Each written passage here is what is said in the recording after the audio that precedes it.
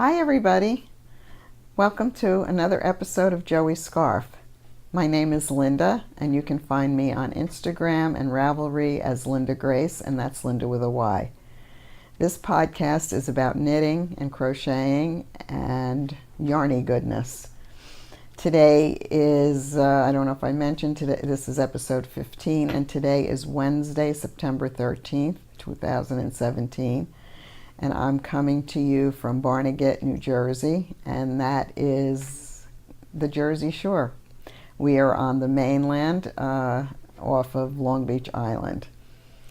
And today it started off being a beautiful, beautiful blue sky day, not a cloud in the sky, but right now, about 2 o'clock, it is overcast and probably we're going to get a little bit of rain. I am recording in my sunroom, which is a good place to record. I can look out at the trees and look around and get distracted, but I'll try not to do that. So the last time I recorded, it was about 3 weeks ago, and I can't even tell you what we've been doing for the past 3 weeks. I have been doing some knitting, of course, crocheting, and maybe here and there I'll remember what we've been doing and sneak in a tale or two. We did Saturday. We had a good time. We went to the Garden State Breeders Association Wool and Fiber Festival, and that's actually everyone calls it the New Jersey Sheep and Wool Festival. And it took us about an hour and a half to get there. It's located in Hunterdon County. It's a smaller festival, which I like. It's not as immense as Maryland Sheep and Wool, and it's not anywhere near Rhinebeck. So there were about 85 vendors there, so there was plenty to see. Lots of animals, lots of sheep, and they had the spinners and they had the shearing demonstrations, and we had a nice day. It was beautiful. The weather was very nice, and Ross tagged along with me, and we enjoyed ourselves for a couple of hours, and it was nice. And I'll probably sneak in some pictures here and there. I didn't take a lot of pictures, but I'll give you a little taste of the flavor. Small venue, but very nice.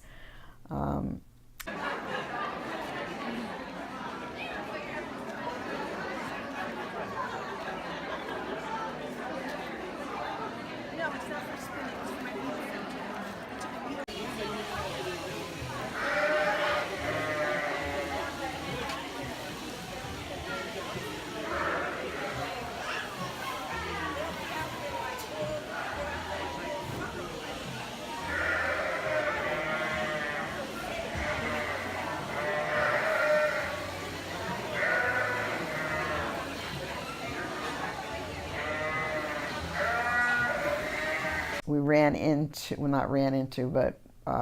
I knew that the Crafty Toads were going to be there, and of course I had to make a stop at their booth, and Chelsea Yarns, which is a favorite local yarn shop that I go to, which is in Red Bank, New Jersey. She has a beautiful shop. So those were the two locals that I wanted to make sure that I got to see.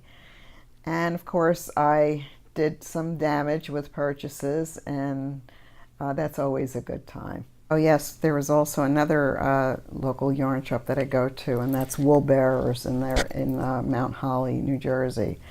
And Myra is the owner of that shop. And when I walked into her booth, she looked at me and said, "You do not need any more yarn," which is pretty funny that your local yarn shop doesn't even want to sell you yarn.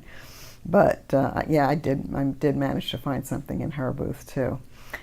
I also had an experience that I've never had before, and that is someone recognized me from the podcast, which I think is kind of outrageous.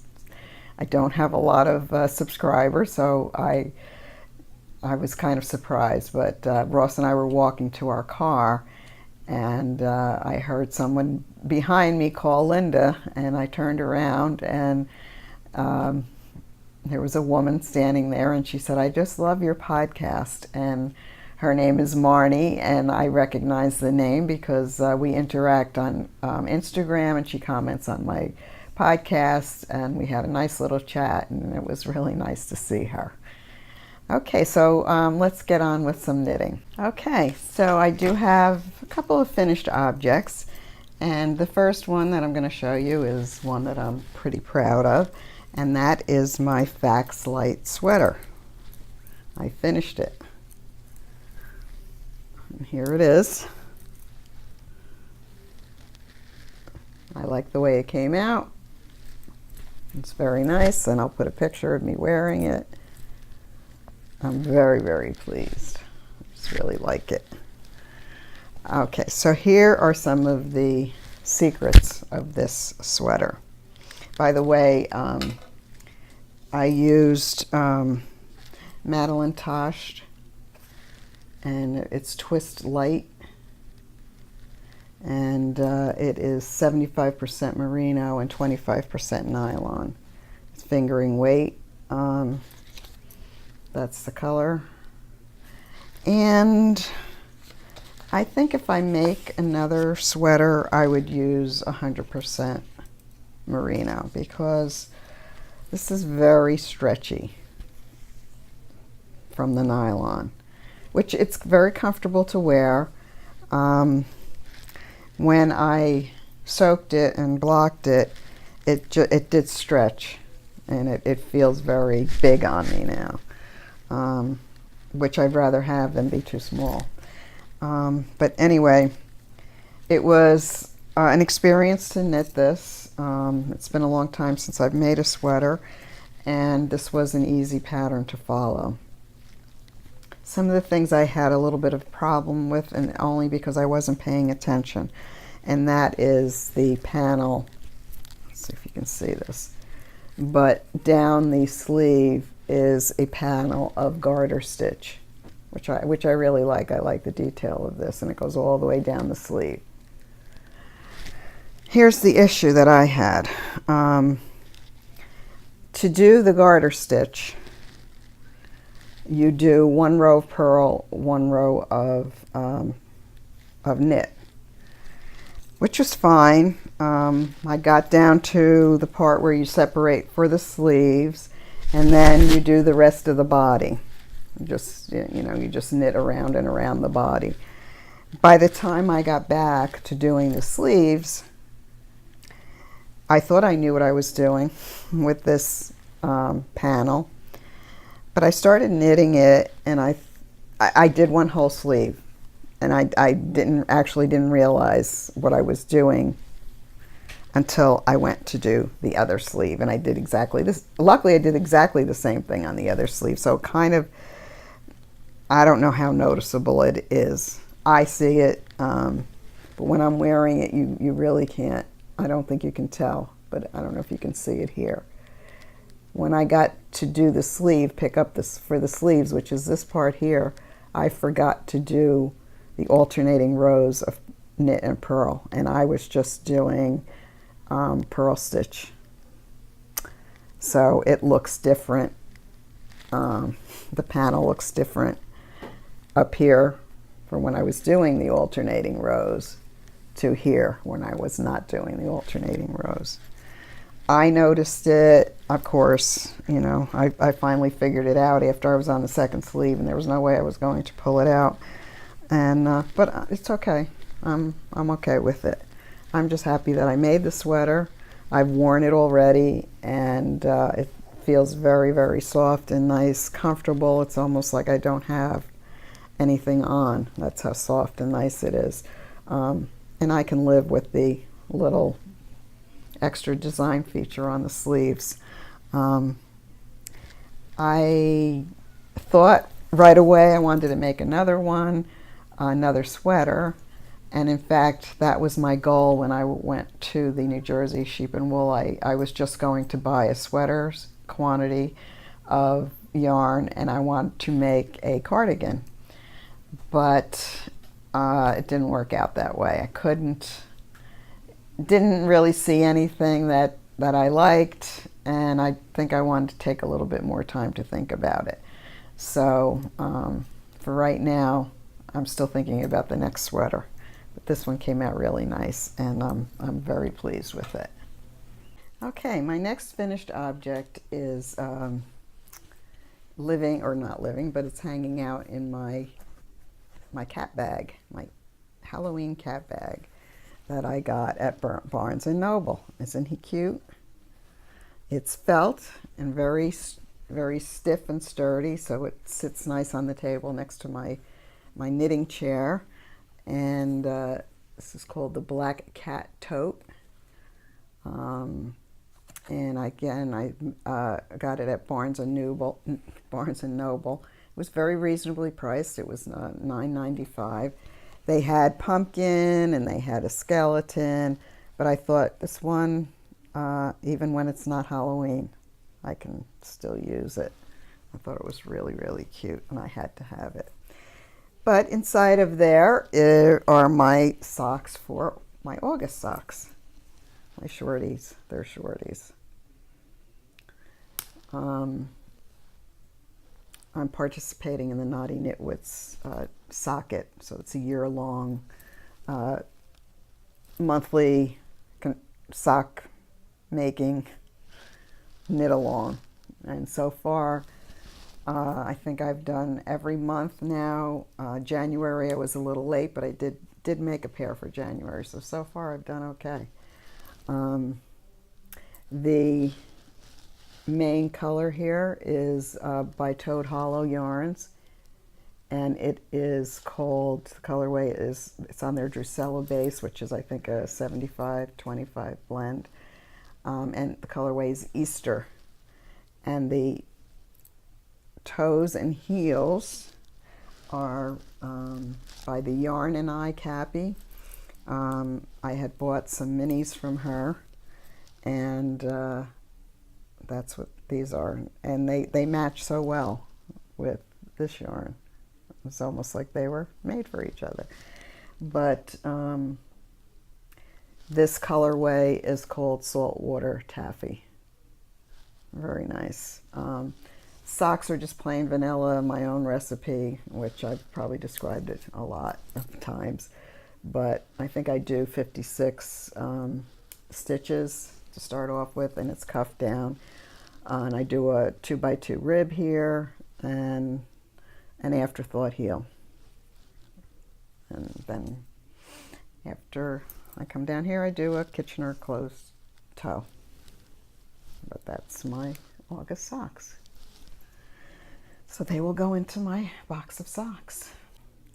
Okay, my next finished object I don't have here with me, but I had shown it in my last episode as a work in progress, and that is a blanket that I made for my grandson Jackson. His birthday was September 8th, and he turned 4 years old, and I've been working on this blanket for a long time. But in the last episode, the finished project that I finally wound up with probably did not resemble what I showed in the last episode. I was crocheting it, and I didn't like the way the sides were coming out. They were not straight.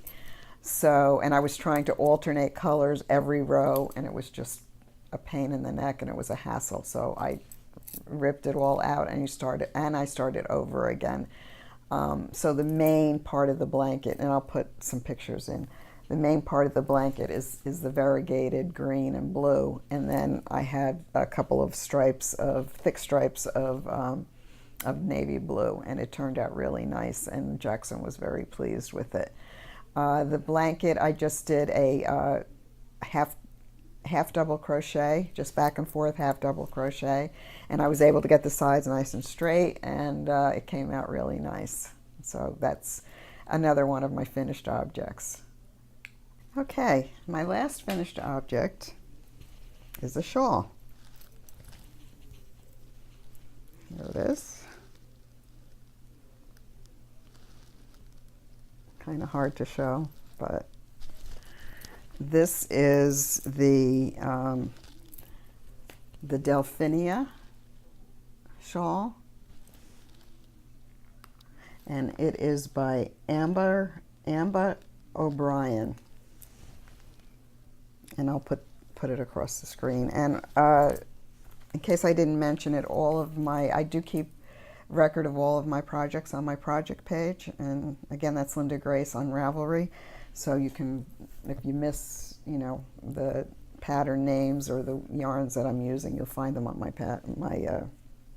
Ravelry page. But that is the Delphinia, and it is a paid for pattern. I really like the way it came out, and I'm going to put a picture of me standing up wearing it.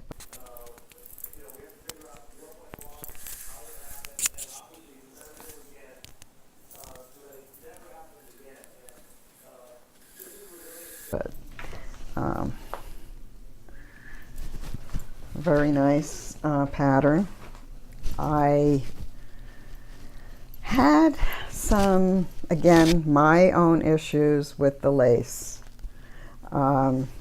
As always, before I start any kind of pattern that has multiple rows and tons of stitches, I make a spreadsheet to keep track of the rows and how many stitches I should have at the end of each row. It worked out great. This was a very good tool to have. The issue that I had, at the end you wind up with a lot of stitches, over 400 stitches, 453 stitches. That's a lot of stitches. Of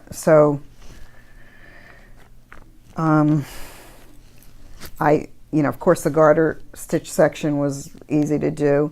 The lace section was very easy to do, nothing difficult, but I had a problem with the needles I was using. The yarn overs were not sliding across the needles, and I was having such a problem. They would get stuck and tangled, and I'd had to really push hard to get them off to slide down to the tip. So I was really frustrated with that. I started off, let me see, the needles I was using. I changed needles so many times with this thing, trying to get to a needle that was comfortable for me. But I started off with Addy Turbos, 24-inch to begin with, because you don't have that many stitches at first. And that was okay. Then when it got to be too many stitches on the needle, I went to a 32-inch Carbons, Knitter's Pride, and that's when I started to have the problem with the lace tugging on the needle and not sliding across. So I thought, well, let me try these are all size 5s, by the way. This is a size 5 needle I'm using, which is a 3.75 millimeter. I decided, well, let me try my signatures. They're a size 5, and by then I would need a longer cable anyway, and I think this is a 47-inch cable. These were I hate to say it, but these were the worst. The stitches would not slide. The lace part would not slide over this joint. I was ready to give up. I was ready to, after like the second or third lace panel, I was ready just to do garter stitch for the rest of the shawl. That's how frustrating it was. But I thought, let me try another needle and see if that works. So I decided to try the Chowgoose lace, and what a difference. It just made all the difference in the world. Had no problem with the stitches snagging, and it was a pleasure to knit again after that. So yeah, the needles really made a difference with these lace sections. I I didn't actually, have to admit, I didn't at the end. I was really getting tired of how many stitches there were, and I really don't like a huge shawl because of the way I wear it, like a scarf. So I for my size, I decided to not do the final lace panel. So after this garter stitch, there should be another lace panel here, and I decided that it was big enough, and I decided not to do it. I like this has an I-cord bind off, which is really nice. Really like that. Easier to do for me than the Pico bind off, actually. So this is a nice fun knit, and it feels nice, and it's going to go into my box of shawls. Stacking these babies up. So that is the Delphinia, and it turned out nice, and I like it. Oh, I forgot to mention what yarn this is. How dare I not mention that? Okay, the red, dark red here, is by Chelsea Yarns, and it's the Chelsea Luxe hand-dyed Chelsea Luxe. And it is 75% merino, 20% nylon, and 5% stellina, so it's sparkly. And the color is called Rose Garden.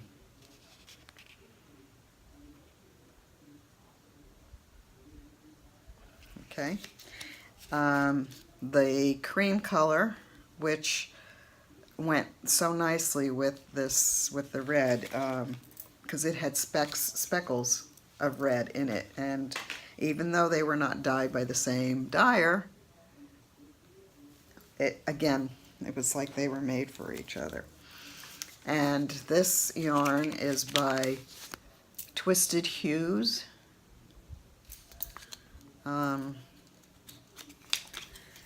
This is 80-20 blend, and it is called Bonfire. Very, very nice yarn to work with. So those two really went together nicely. Right, on to my works in progress. First one is my September socks, and I have one kind of done. The tube is complete. I have to put in the heel, and I'm not sure what color, if I'm going to do the heels in a different color or not.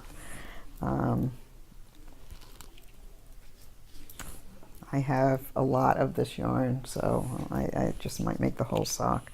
And just to make sure I'm not going to have a problem with starting another sock, I always immediately start a second sock once the first sock is off the needle. So I have plenty of time to finish these. I have till the end of September, and I'm sure that I will get them done. But this is a real cool color too. The yarn is very, very nice. And this is from my local yarn shop, which is called Wool Bearers. And this is her hand-dyed yarn. And it is 75-25% blend.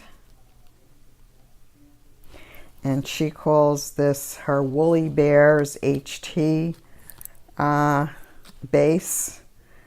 And this color is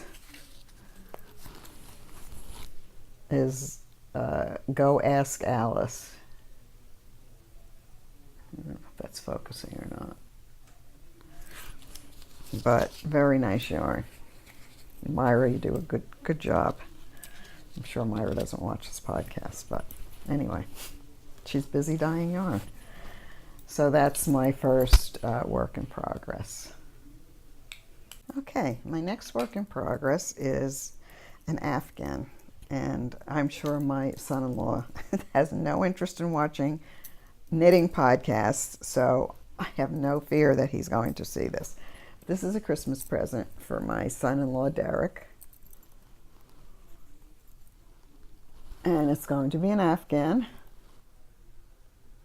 And this pattern is, let me undo this.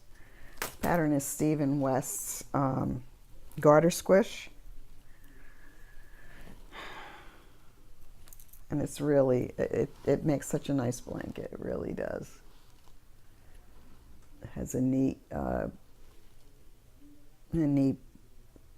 beginning here, which is, it creates a nice edge. It's a free pattern on Ravelry. He is a Chicago Bears fan, so that's why I'm using these colors. And I'm using Hobby Lobby's yarn, and this is the I Love This yarn. And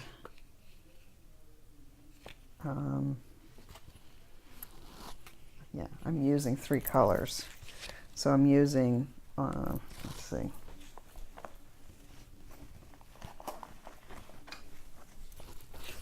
This one is Ivory, which is this white color.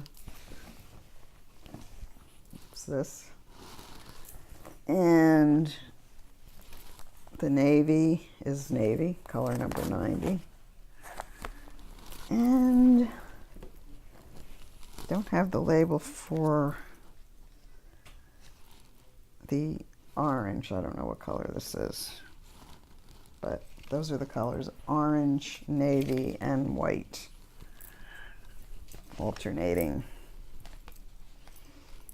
So I'm doing like 12 rows, 24 rows of 2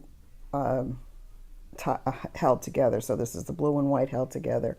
Now I'm doing the orange and blue held together, and I'll just keep alternating up until I'm finished. And he's over 6 feet, so I have a ways to go, but it's a Christmas present, and I should have it finished by then. These are Chow-Goos, and they're size 15, so it goes pretty fast too, and especially holding the 2 yarns together. I think he'll really, really like it. He liked Jackson's blanket a lot, and I thought, good, because he'll really love this, and it's just going to be for him. So that's my second work in progress. Okay, this is my final work in progress that I'm actually working on. I have other things that are languishing, like Ross's socks. I finished one of his socks. Of a pair of socks. How do you say that? I'm working on the other one, slowly working on the other one. But this is something that I'm actively working on, this final thing here. And it's going to be a hat. I just started it. And it's what I call my vanilla hat recipe. I will, again, this will be on my project page. It's going to be probably a slouchy, but I usually just make the brim a 1 by 1 rib for about 2.5 to 3 inches, and then stockinette the rest until I like the size of it, and that's about it. And then decrease for the top, and I'll probably put a pom-pom on this. Okay, so this yarn is from Amber's Yarn Shop, and it's called Galactic, and it's non-superwash worsted weight yarn. I wasn't sure about it at first because it is very woolly, but I think it's going to be nice. It does feel very soft. I love the colors. And Amber also has a podcast, and the name of their podcast, she podcasts with her mother, and the name of the podcast is Hurley's Hand Dyed, and her mother is Crystal Sky Yarns, Crystal Sky, something like that, but I'll put it across the bottom. But this is Amber's, from Amber's shop. Great colors. And I'll get this done pretty quick. I'm in the mood now to make hats. So I'm going to start a box of hats too, I guess. But nice yarn. Like the way it's coming out. And that's about it for my knitting so far. Okay, so that's about it, as I said, for my knitting. I knit every single day. There isn't a day that goes by that I don't knit. The other night I wasn't feeling well, and I got up, I don't know what time it was, 2 or 3 in the morning, and I knit. And it just is very soothing. And even when you don't feel good, it just it's very relaxing and soothing. So yeah, I knit every single day. I want to thank you for coming to visit with me today. I really actually needed this visit today, so it was nice to do this. New viewers, thank you for tuning in. I hope you enjoy this so far. I still have a little bit more to go. And of course, thank you to the returning viewers. Very nice group of people who comment and encourage me, and I really appreciate it. I do want to shout out to Sue. Hi, Sue. That's my neighbor, and I know she watches. I just wanted to say thank you, Sue, because you are very encouraging, and I appreciate it so much. So thank you. Of course, if you are familiar with my podcast, you know that the name of my podcast, Joey's Scarf, is dedicated in memory of my son, Joe, who passed away from colon cancer. It's going to be 6 years in December. So a little over 5.5 years ago. Very traumatic and hurtful, and the pain comes and goes still, and I think it always will. I've talked about this too before on my podcast, at this section of the podcast. I've talked about how much I love knitting and how much I enjoy writing. Actually, I do enjoy writing, but it is also a soothing tool for me. It helps me to understand myself and understand what I'm going through, and there's nothing like traveling through yourself through writing. So I ask you to indulge me. I do have a blog called Linda Grace An Hour Away, and that's Linda with a Y. And I take this time to read some of my things, a post or two here or there. So that's what I'm going to do right now. Anyway, when I decided that I was going to podcast today, I thought, well, what I knew what I was going to show as far as knitting goes, because that's the main topic and my first love, I guess. But I also wondered if I should read something the way that I've been doing the past couple of episodes.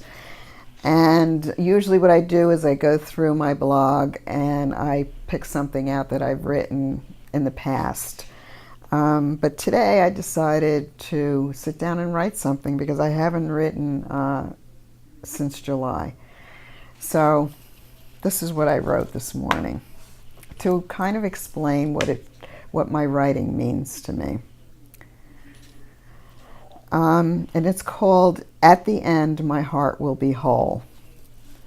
I think I am able to express myself more easily in the written word than I can orally.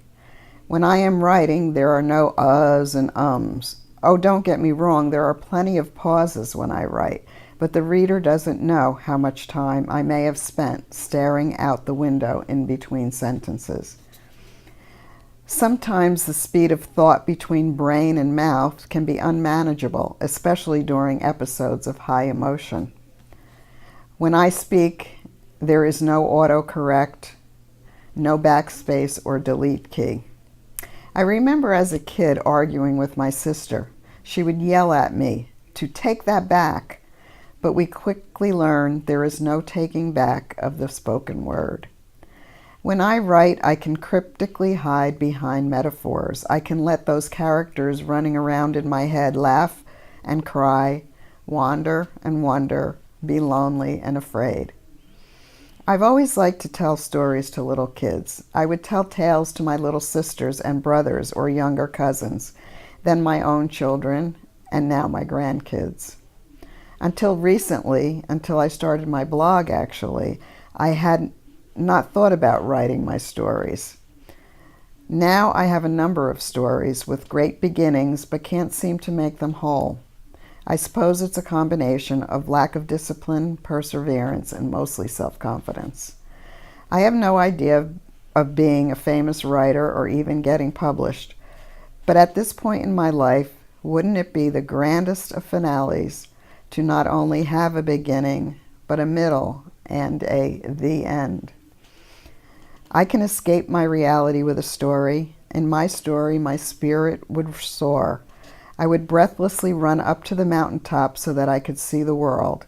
I would throw my anger over the edge. My tale would be filled with lavender and daffodil and aqua blue. At the end of my story, my heart would be whole. So that is the emotion and expression that comes out when I sit down to write. It just seems to flow sometimes. But I do have stories that I've started, many stories that I've started, and I seem to come to a point where I can't go anymore. And I think my goal is, I've really started to have a strong desire to sit and write a whole story with a beginning, a middle, and the end. I'd like to read to you an example of one of my beginning stories. And this one is called Angie. She pressed her palms down onto the cool granite counter. Her arms were bent, her bony elbows poked out on either side, and her shoulders were hunched forward. She stood there motionless, head bent, her dark hair falling down in waves, hiding her face. She slowly inhaled and held her breath.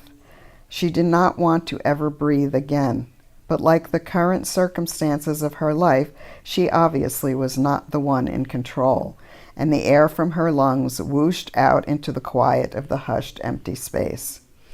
After all the buzzing and hissing of the last few months, it was as though the constant din had been shoo-shooed out, leaving behind instead the sounds of silence. She needed this moment of stillness to gather up the shards of her splintered self. She was a petite, slender woman. At first glance, she may have appeared to be a fragile type. She was deliberate in the way she managed her stature. She held her head high above her shoulders and her back straight. She pushed her chin out in front almost in a challenging way. When she looked at you with her mesmerizing blue eyes, you could get trapped in her gaze, unable to look away. That's when one quickly realized that there was nothing frail or delicate about her. But it was different now. She felt small and brittle. She lifted her head and looked around the kitchen. She couldn't remember the last time she had gone to bed without tidying up. Dishes from the night before were piled in the sink. She hadn't even rinsed them off. She thought about the first time they met. The room was dark and smoky, and so was he. The music was loud and pulsing. He was one of the band, the bass player, in fact. The attraction between them was instant. She knew it was irresponsible and, quite frankly, a little reckless to jump into a relationship that quickly. She had always lived her life that way, though, and she had no regrets about her life. He had managed to keep his illness a secret from her for a long while. As she reflected back on it now, she couldn't believe that she hadn't noticed the signs sooner. She wondered if knowing sooner would have made that much of a difference anyway. Probably nothing could have changed the inevitable outcome. She was weary and sad. He had taken so much of her away with him. She knew she would never again be as carefree. She could not imagine that she would trust another with her heart. Her sister Kathy tried to assure her that she would not always feel that way. But John, her older brother, held her in his arms and told her everything would be okay. "Remember, I am only a few moments away," he said. Her vibrating cell jolted her out of her reverie. She read the text message. "Why haven't you done the dishes, Angie?" Her hands began to shake. She dropped the phone.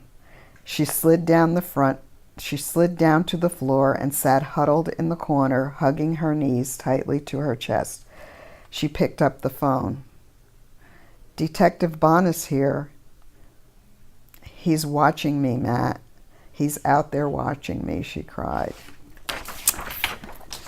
So that's an example of one of my stories, and I kind of left myself and my reader hanging there. Yeah, it's time for me to complete some of these stories I have written. So that's it for today. Again, I'm glad you stopped by to visit. I've been feeling kind of lonely, even though Ross is in the next room. He can only stand so much talk of knitting and podcasting. So thank you. I know you understand. And I'll see you next time. So bye now. Okay, so today is Saturday, September 9th, 2017. And we are on the way to the Garden State Sheep and Wool Festival. I don't know. It's the New Jersey Sheep and Wool Festival. And we should get there in about an hour or so. We just passed Crowicki's farm. That's right, we just passed Crowicki's farm. On 539. If that means anything to anybody. Well, there's something coming up that will mean something to a lot of people. Oh, really? What is it? Yes. Because, guess what? Emery's eyes are red. Can't say it.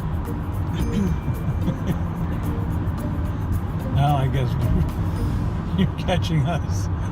Yes, I'm catching us. I think everybody's interested in the scenery out there instead of... You think so? I don't think so. I don't think they tuned in just to watch me drive. Yeah. And to catch our witty banter. So, are you excited about the Sheep and Wool Festival today? I'm so excited. I'm beyond myself. Really? I like being on the road. Oh, that's good. So, Last year, it was so hot. Remember? it didn't rain. No, it didn't rain. Oh, no, it didn't. That was another... That was the Maryland Sheep and Wool Festival. It's a lot cooler today. What's the temperature? 61 degrees 61. Fahrenheit. So it's going to be, I think it's going to be beautiful. Now it's just cool enough to cut the stench in the barn. So there are a few people who are going to be there that I'm going to be looking for. Toad Hollow, the Crafty Toads, Chelsea Yarns, Christina, Wool Bearers, Myra, and Shirsty Cat. And I know she's from Pennsylvania, and I'm sorry I don't know her name, but we will find out. So that's about it for now.